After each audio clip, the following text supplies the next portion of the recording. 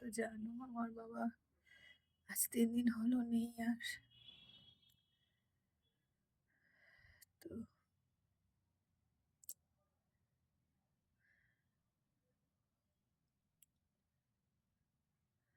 আজকে আমার 3 দিন কমপ্লিট হয়ে গেল। আজকে আমার অবশ্যই ভাত খাওয়ার লাস্ট দিন। মাছা জাল দিয়ে আমি